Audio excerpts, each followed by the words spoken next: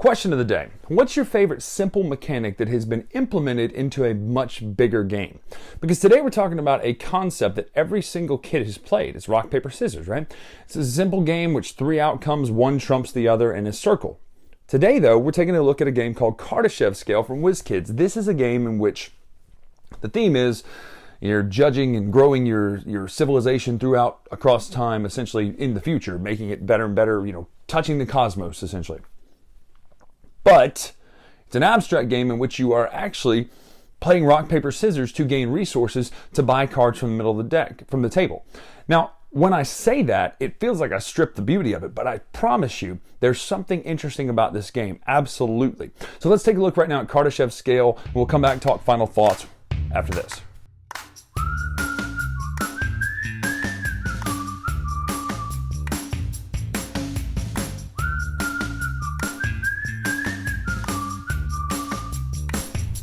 So here's Kardashev Scale set up. Now, first of all, you have these planetary, stellar, and galactic cards, and they are just that. They're planetary inventions and innovations.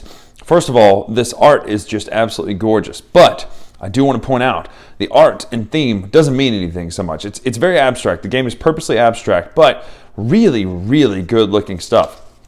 Then you move on to stellar, which is kind of the next level up, has to do with the near cosmos, and then you kind of move up to galactic, which gets really wild and kind of almost esoteric in some of them, like some of the things that you're going to do with these, like multiverse connection, contact, infinite terraforming, causality manipulation, all sorts of like really big philosophical and astrophysical things right there. So Kardashev Scale, you set up the cards like this. You're going to put 1, 2, 3, 4 planetary cards, 3 stellar cards, 2 galactic cards in this pyramid. Now get used to this pyramid shape because you're going to need to do that when you build your own. These are the cards you're going to be able to buy from. Now, you have a dial here in which you're going to be playing rock, paper, scissors, essentially. You have these blue ones, green ones, which are plants, but they're definitely the scissors. And then you have the red ones, which is the fist, so might. And then this one is for advancement. This is how you buy cards. Now what you're going to do, everyone's going to get one of these dials. You're going to pick one of your things face down, and then you see that fist beats green, green beats paper, map, whatever you want to call it, trade, and then trade beats conflict. So on your turn, you're going to select one of the 4 icons on your dial. You're going to put it face down, and then you're going to reveal. If you were to beat the person to your left or right, you would gain 2 of the resources of the type that you put. So here, I would gain 2 red resources. If you were to tie the person to the right or left, you would gain 1. If you were to lose, you would gain none. You're going to keep doing that until you decide that you choose to advance. And when you advance, you're going to pick one of the cards out here. The cost of them is listed on the bottom left of the card here, the middle left of the card. The victory points they're worth is here in the top left.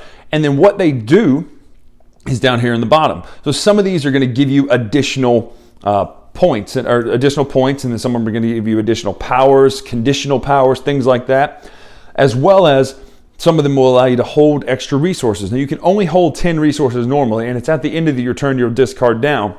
So you're not just playing a game like Splendor where only the top part matters. You're playing where the bottom parts of these cards can really give you certain specific powers. When you buy a card, you'll bring it down here, and then basically you're going to need this same structure in your area here. The game ends when someone reaches 25 points, and then points are calculated, because just because you reach 25 doesn't mean you win necessarily, because some people might have points kind of tucked away on their cards based on the specific powers.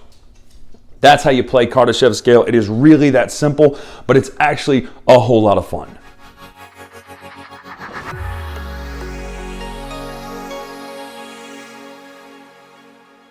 So that's it.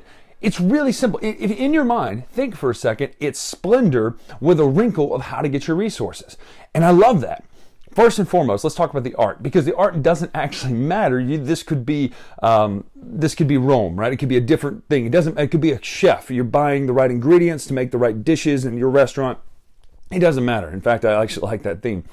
But the point of this is the beauty of the art on the cards is top notch. It really is that good. But then the dials themselves are nice. Having those dials is really great. Instead of just taking 3 tokens and showing which one you're going to do, having the dial is really nice. It adds a little bit of niceness to it. At the end of the day, though, you've got the pyramid of cards in the middle that you're trying to buy with the resources. I love this mechanic, and I didn't think I was going to. When I first saw this and heard it, I was like, really? Rock, paper, scissors means... Because I've played other ones that try to implement it and they don't work. This just works. Using the rock, paper, scissors to get resources, and 2 if you win, 1 if you tie. It's kind of like Gorilla Man Gun at that point, right? 2 if you win, 1 if you tie, 0 if you lose. At least you're getting something most likely. If you lose both sides, it's possible, but it's rare that it happens. In fact, most of the time, you almost find yourself getting too many resources, at which point you have to discard down. But here's what I love about this game. This is the major win for me, and what really swung it into, wow, this is a great game, was the cards themselves. You're not just buying cards with point values that have resource costs on them. The game could have done that. It could have been just point values, resource costs, a la Splendor, right? The only way to win in Splendor is gain a certain amount of points once the threshold's reached and you have points. This changes everything, because some of the cards give you powers in which every time you win with a blue, you can then immediately upgrade. Every time you win with a green, you can upgrade. When you gain green, gain another green. You know, when you just gain a blue at the beginning of the summit, which is the time when you play rock, paper, scissors. There are so many little powers on those cards that some are also, you know, if you have this at the end of the game, score points per these. That changes everything. It really gives a strategy to which cards you get instead of just the point value, because you might find yourself going in for cards that have lower point values but a fantastic power that you know is going to set you up later. And to me, that is everything. That sells it so hard that the game really works that hard at making it more than just rock, paper, scissors to get resources to get cards with points. Kardashev Scale is a major win for me in a way I did not think it was going to be. It's a Splendor killer to me in a way that I didn't think it was going to be, because it has all the elements there, but with this added wrinkle of how to get resources instead of just taking. I love it. I think there's just enough play. You can't really get angry in this game. The angriest you can get is when you win. Sometimes you have to pay a person or things like that. So at the end of the day, Kardashev Scale, it's really great. Will it hit the masses like I want it to? I mean, it's from WizKids. It's got out there, but there are so many great games coming out that I want this one to get some attention because it's really good. I love this game a lot. Kardashev Scale, WizKids. I'm Bryan Drake. Make sure to check us out on Twitter, Instagram, etc. at Dice Tower Bryan. Until next time, we'll see ya.